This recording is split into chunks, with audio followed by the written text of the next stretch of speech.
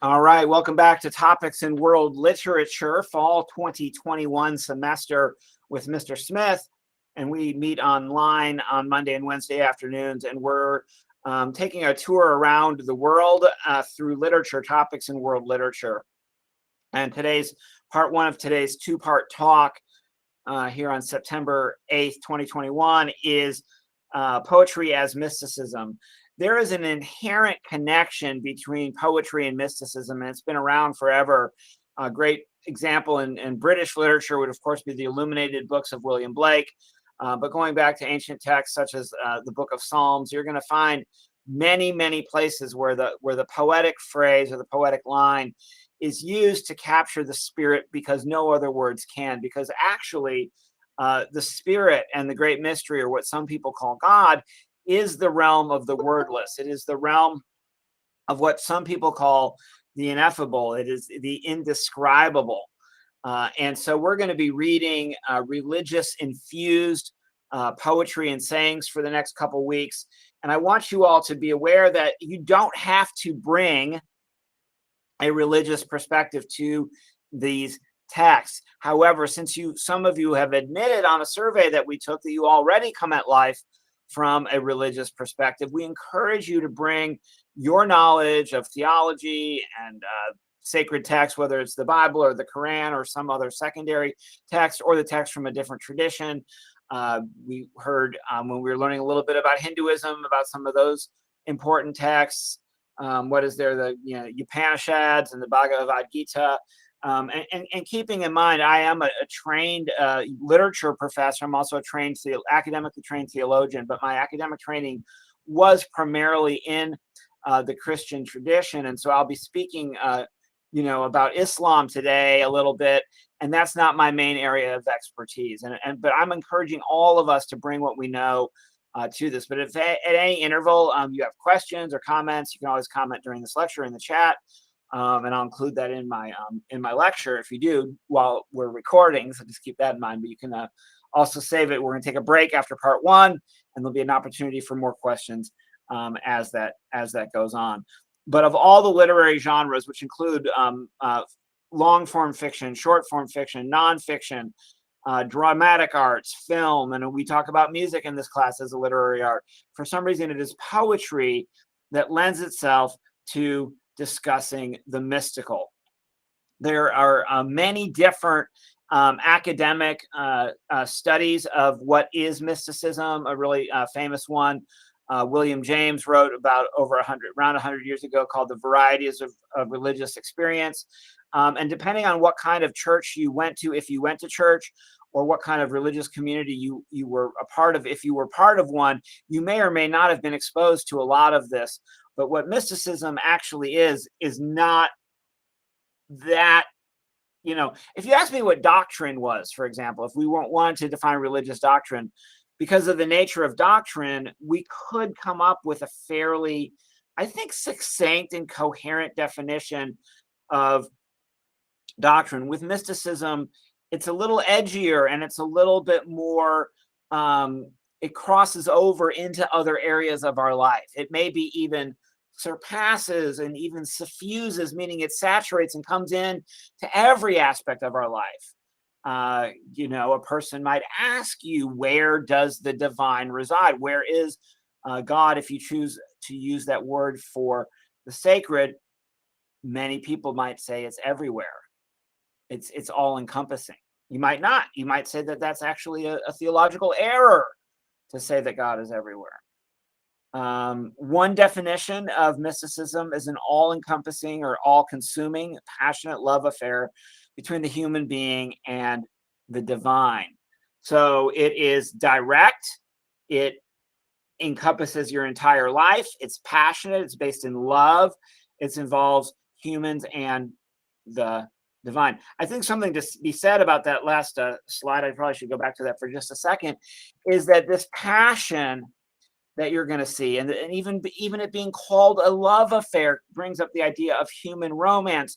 You're going to see when we get to part two, talking about Rumi, that the metaphors, and this is like much great music that whether you're listening to pop music or worship music, is sometimes when we get into the the mode of adoration when a lyric goes towards adoring something and just that passionate love, sometimes it can be very confusing about who that object is, who the recipient of that affection is. I teach in my American literature courses a lot about popular music in the American idiom, which is blues and gospel.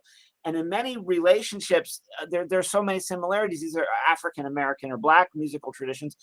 The major difference maybe between the blues and the gospel is the blues is about romantic and sexual love, and the gospel is about spiritual love. But there's a passion that is imbued in both. So one characteristic of mysticism might be that presence of passion or that presence of love.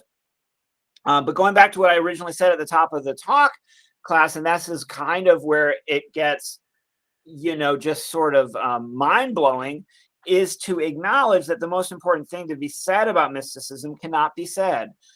The most important thing to be saying about God cannot be said, because God or mysticism is always unsayable. And people know in particularly in the Hebraic text, this would be for those who are following along, you may have grown up learning about it, known as the Old Testament.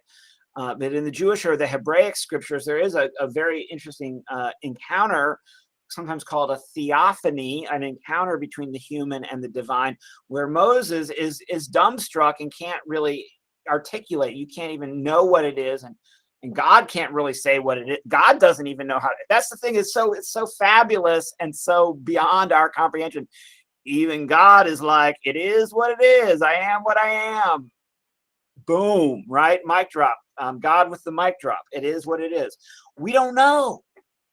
And that's what makes this, especially for academics, such an interesting area or discipline. And not everybody who studies theology wants to do it in academia. Some people believe it would be religion as well.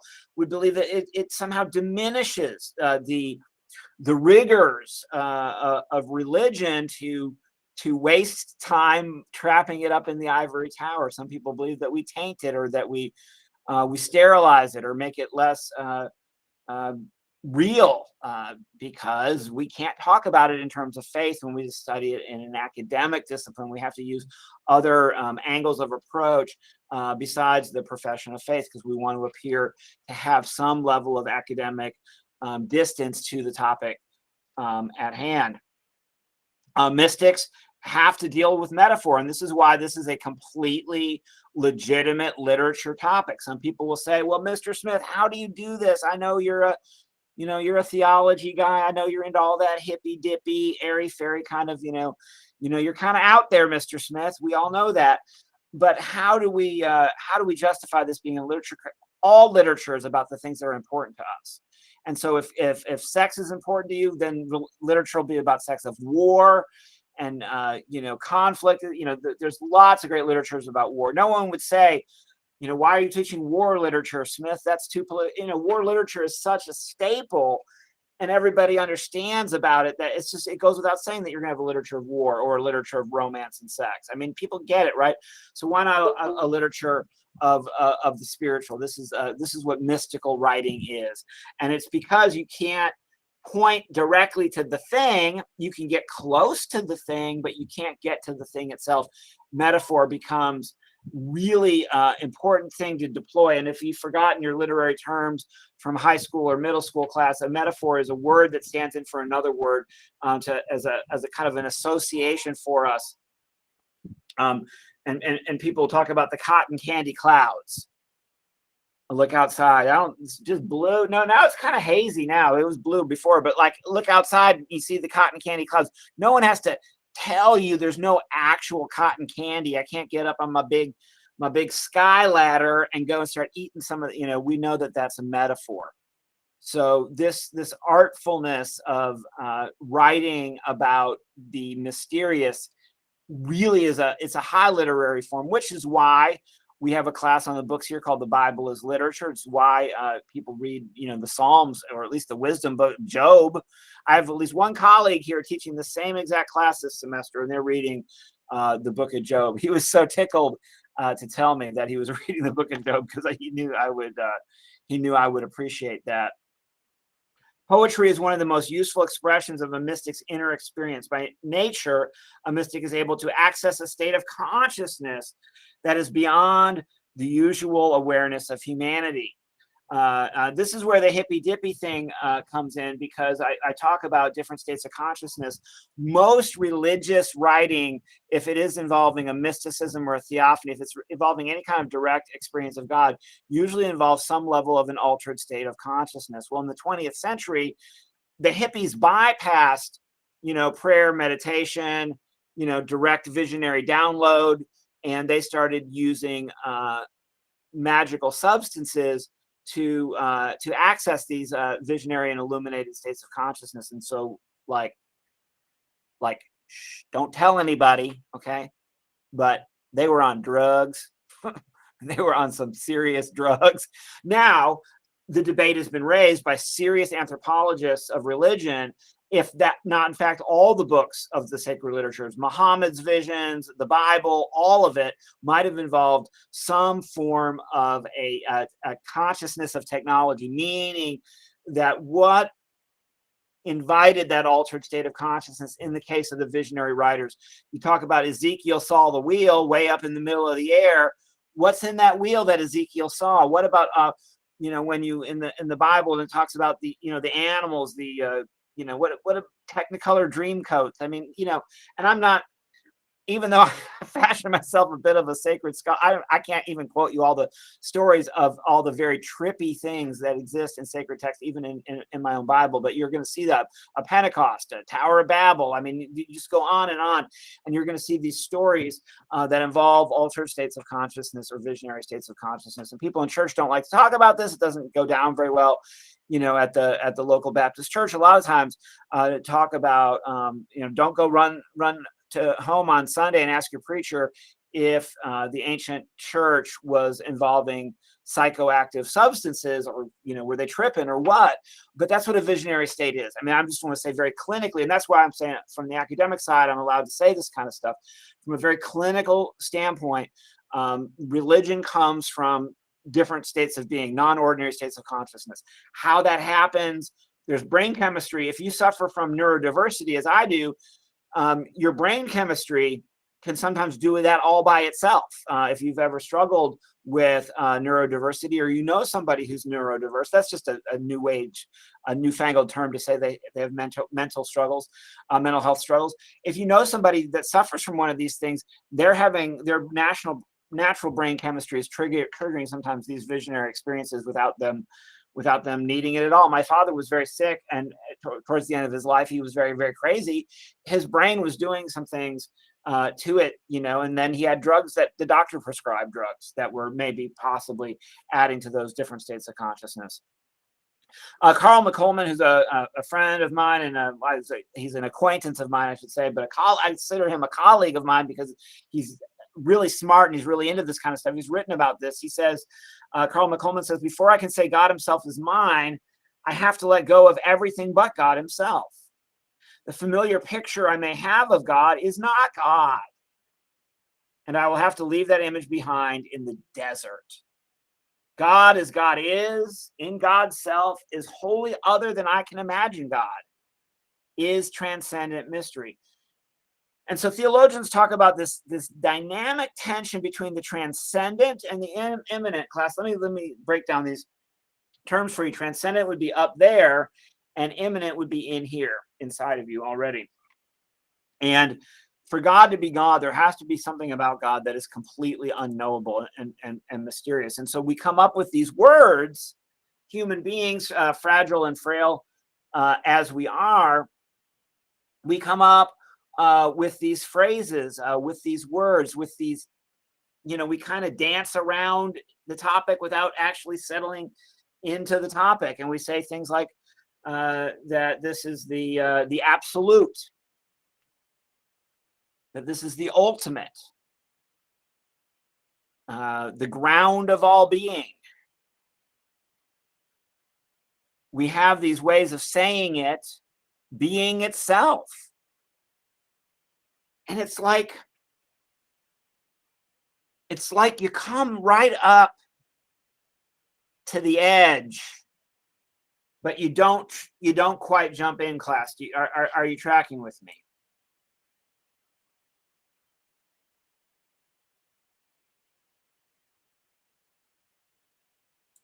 One way to understand this is using some big 50-cent words, or maybe $5 words, $10 words. Class, you can tell me how much these words are worth at the break between this two-part lecture.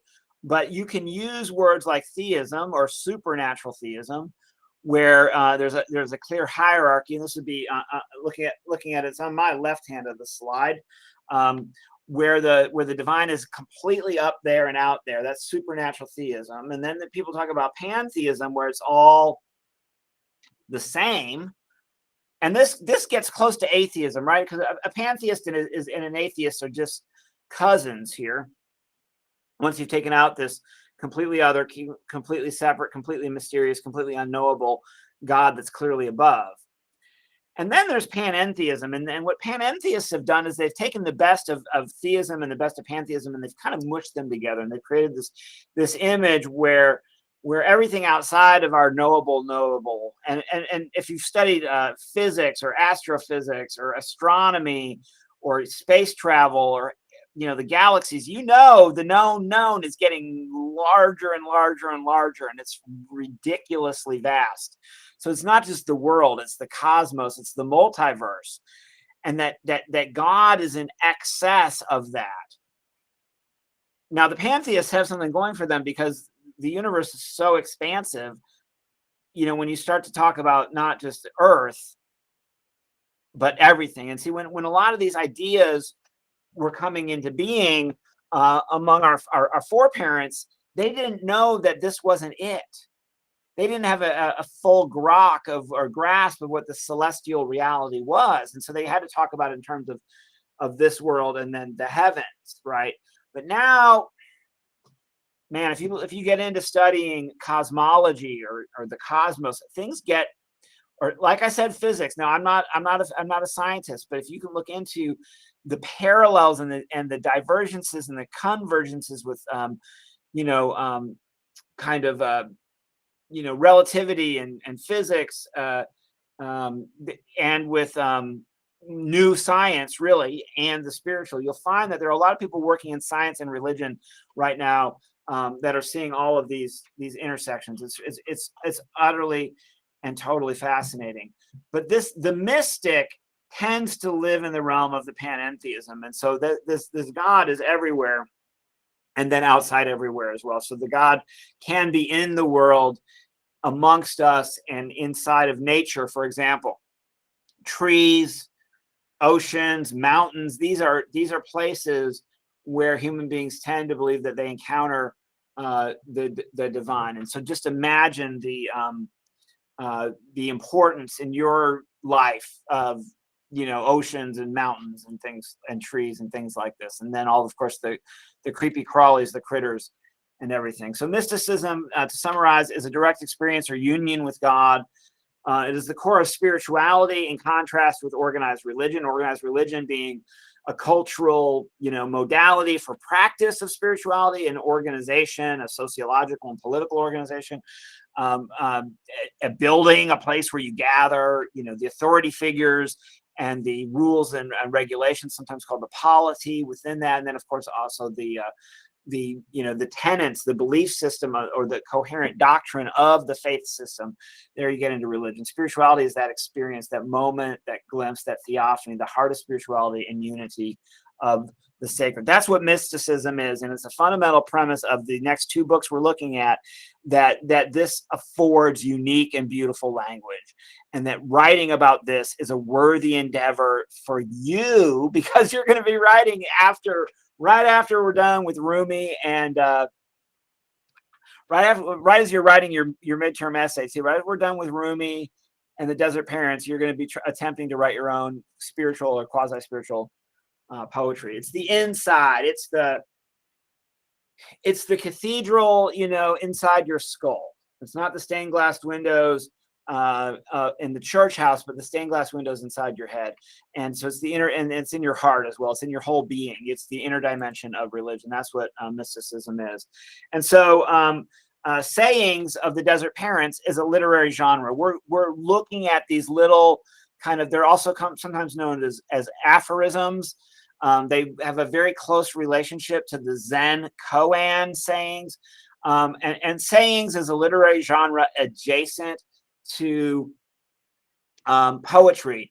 But you all know this because of the popularity of this genre on Instagram, on Twitter, and also when you go into a little boutique, if you go into a little shop, especially here in the South, y'all, I'm talking here, I'm talking home, talking hometown stuff here.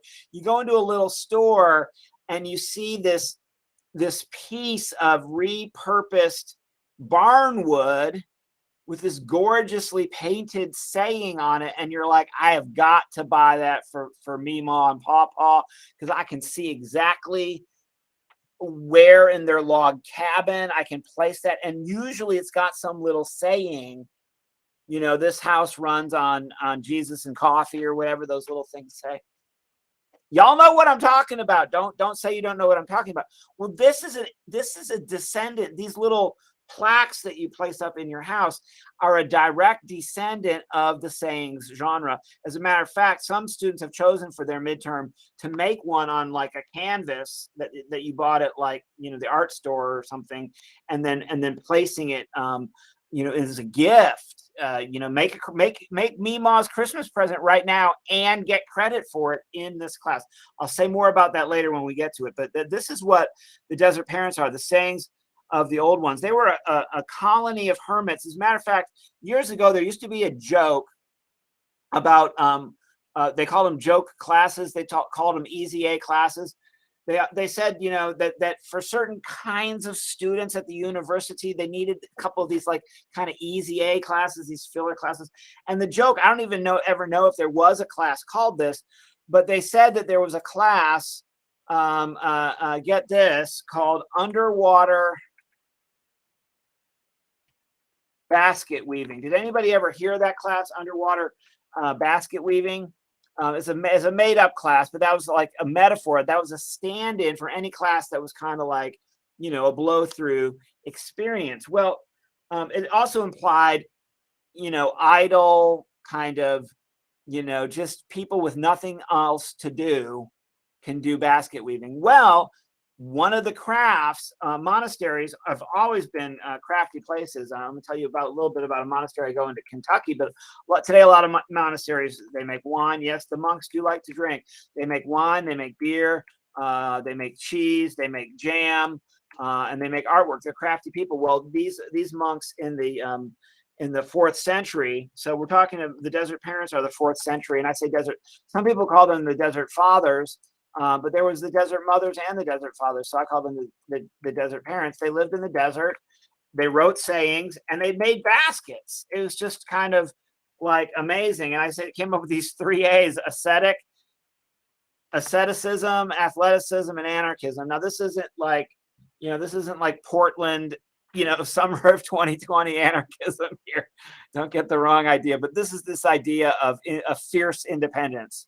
Athleticism and asceticism is just the Apostle Paul talks a lot about this. This is like, you know, this is FCA stuff. If you ever went to FCA, this is, you know, my body's a temple. I got to take, you know, this is people that are into like, you know, religious MMA and stuff like that. You know, they were really serious about a rigorous diet, a very simple diet, and really testing the body through fasting, through sleep deprivation and things of this. The monks up in Kentucky that I follow, kind of as a novice, and I love them, but they get up at like 3 a.m. every day to pray. They pray, like they go to church like 9 times a day up there at the Abbey of Gethsemane. I'll tell you a little bit about that right now. So the reason why I know about the Desert Parents is not just because I had a professor and the history of Christianity get me really excited about the Desert Parents when I was at theology school at Vanderbilt. But in addition to my history of Christianity professor, there's this mystic, poet, monk, inner spiritual dude from Kentucky. Sadly died too young. I was in his 50s. I believe he's in his 50s. He was electrocuted. Some people believe there was foul play, that the electrocution it didn't seem to be completely right, but he was from Kentucky, but he was on tour. He was giving a lecture overseas. This was in 1968. A lot of other famous people died in 1968, but he was a monk from Kentucky. I believe he was actually born in France. And I think he lived in New York City for a long time. He had a wild life in New York City. He found Jesus. He threw himself at the gates of this monastery, begged them to take him. He's one of the greatest spiritual writers of the 20th century. Well, Merton believed that the desert parents were needed today. He believed that there was something, you've maybe heard about the decadence of our world, right? The kind of depravity and decadence of our world requires the extreme spiritual devotion of the desert parents. And so up there at the Abbey of Gethsemane in Kentucky, which you can go visit, it's an incredibly beautiful place. Well, I hope they're open. They were closed for a while during the pandemic. I hope they're open again. If they're open again, you can go visit them. Look them up on the internet. They're great people. It's just a couple-hour drive from here. They're kind of modern desert parents. At least Merton was. And these pictures are from parts of the grounds that you can see when you walk. There's lots of the places that are cloistered and you're not allowed to see. But Merton said, ours is certainly a time for solitaries and hermits. So if you ever had a friend and they're like, man, the world's just too crazy, I'm going to go buy my 10 acres, build my cabin, put up my solar panels, grow my vegetables. I'm going off grid. I'm done adulting. I'm done with people. That's the spirit that embodied them. This is around the time that Constantine, the emperor of Rome, converted to Christianity and going towards the fall of Rome. This is late Roman Empire, before the Middle Ages and before the Reformation. A lot of people think Christianity began with the Reformation, which was the 17th century. This is old school 4th century stuff, very serious stuff. So he said that today, and his time was late 20th century, certainly 21st century, is a time when we must liberate ourselves in our own way from involvement in a world that is plunging to disaster. But our world is different from theirs. Our involvement in it is more complete, meaning our dependence on the world is more complete, and therefore our danger, according to Merton, is far more desperate. Our time perhaps is shorter than we think. And so this is just a preview, and on Monday we're gonna read through the actual sayings in the textbook, the Nouwen and Merton textbook. I'm sorry, Nouwen and Nomura textbook, not Merton. But anyway, if you find a saying in here, please mark it and save the page number. And if I don't get to it, I will have picked out a few of the sayings for us to read together on Monday. I'm going to teach you a special way to read these called sacred reading. I might get to that today. If I can, I'll get to that today, since you'll have several days before I see you again, when you might actually get into your textbooks. So that's going to end part 1 of our of today's talk. And I can find the button here. I don't know how this works anymore. I've been away from Google Meeting for a couple days and forgot how it works. There we go.